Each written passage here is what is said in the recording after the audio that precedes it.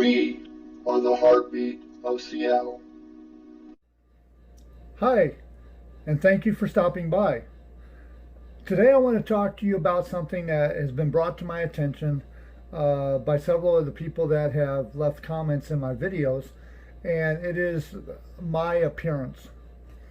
Yes, I have dental issues, which I am in the process of working on, but it is very difficult to find some place that is willing to work with somebody that is on a lower income.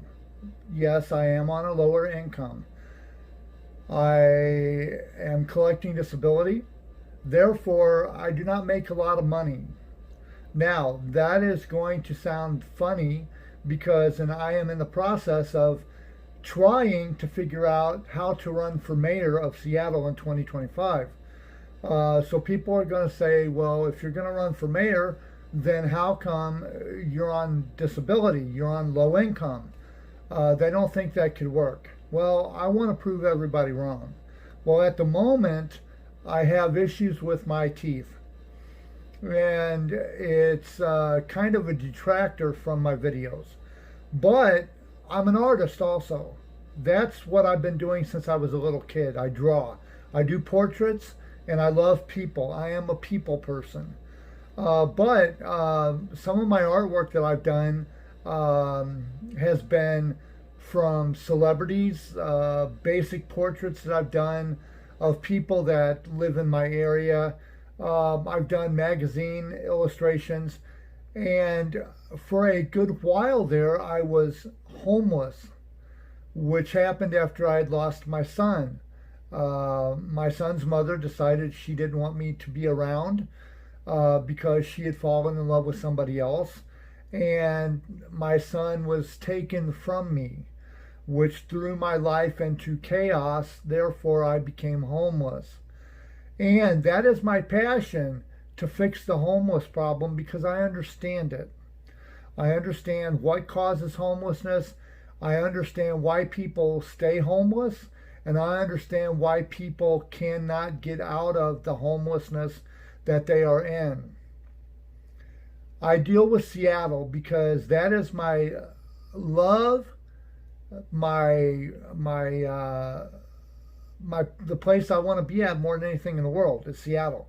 But I'm a firm believer that if Seattle can be fixed and it can become prosperous for every citizen, whether you be homeless or not, you are a citizen if you are within the city limits and you receive mail in that city. You are a citizen of Seattle. I believe that every citizen should have the opportunity to grow.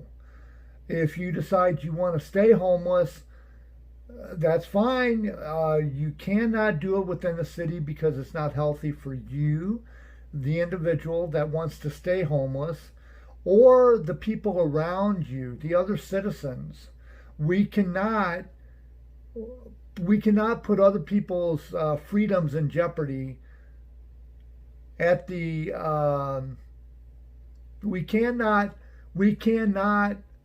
use our freedom at the expense of others. That's what I meant to say.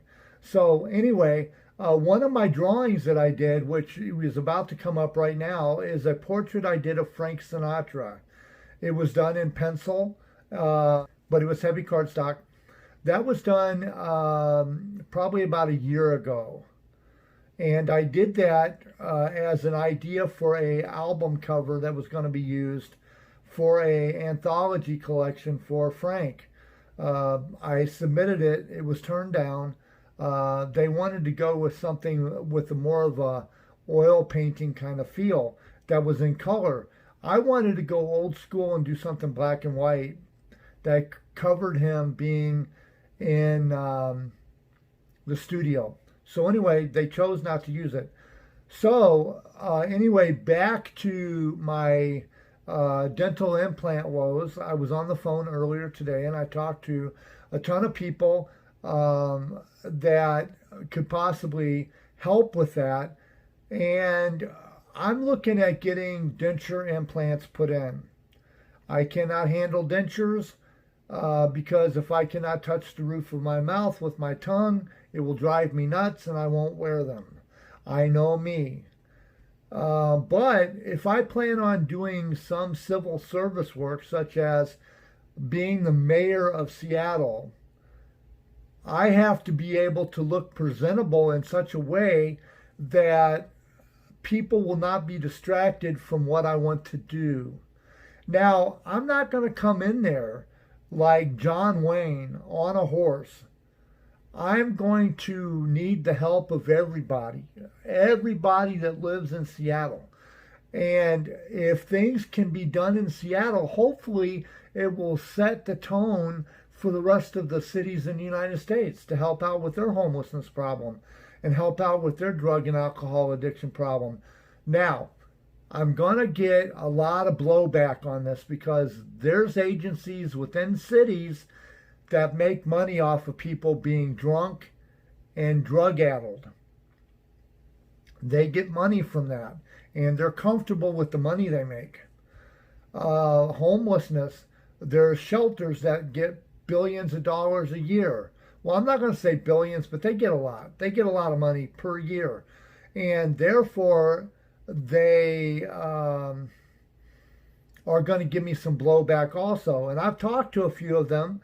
I've talked to like the Downtown Emergency Service Center. I have talked to the Salvation Army. I've talked to the Union Gospel Mission. I've talked to several. I even have talked to a council member that was in the council last year. She's no longer in the council this year, and her name was Ann Davison Sadler. And the idea that I had for the homeless to get them off the street and into a safe environment, she brought that idea up to the city council, and y'all turned me down. I didn't take credit for the idea, but I brought it to her attention, and I talked to her for like several months prior to her. I gave her what I wanted to have done. I gave her ideas on how to get it fixed. We went back and forth on stuff. Me and her, we talked about intake. You get people from the University of Minnesota that are students that could get extra credits working as intake. You got counselors that are on students. You got student counselors as well as regular counselors that help.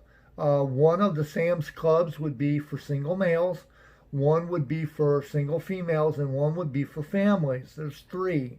They are not doing nothing with them. Sam's has said that they would be willing to let the city take over our King County, basically to take over the lease on the property that they have and to assume the Sam's Clubs, and they could be refitted very easily. It's big enough to, man, you could probably, all three of those could take the homeless and house them no problems whatsoever. You'd have a police substation in each of the shelters, and it's not a shelter where you can stay there forever. Don't get the wrong idea. This is a workable shelter, and I've talked about this before in other videos. But I cannot get anything effectively done because the scope of my videos, the videos that I want to do, the scope is so small that I don't get a lot of people interested in what I'm doing. It's not entertaining enough. The stuff that I offer doesn't entertain people, and it doesn't enlighten people. I'm just me with a video camera and you, my audience. If one person sees my video, and it gives them an idea to help out where they're at, then I'm fine with that. I don't need thousands and thousands of subscribers. I have about 52 subscribers, and they're probably thinking, man, why isn't this guy giving us any real videos? And that's true. I haven't been keeping up on this. Now, somebody I spoke to had mentioned that I need to think of this as a job or as a business, not as a hobby. And I wasn't really looking at this as a business. Now, if I was to actually become mayor of Seattle in 2025, I would have to do that every day, every evening, every night, waking hours. I would have to be at the city's disposal. At night, if I needed for anything, they could wake me up and I'd have to be ready. Yes. Now, I'm going to start treating my videos like that. And they are about 10 minutes long, give or take. But I'm going to try to get them down to about 5 to 6 minutes at a time. Put as much information as I can into my videos. And I deal with America too. I just don't deal with Seattle. I deal with anything that I find important. And yes, there's some people that are sticklers for visuals. They don't like to hear somebody talk. They like to see visuals. They like to see images. And you don't get that with me. I'm not very good with that, even though I am an artist. And I know how to do it. It's just very difficult for me to bring that into a video format.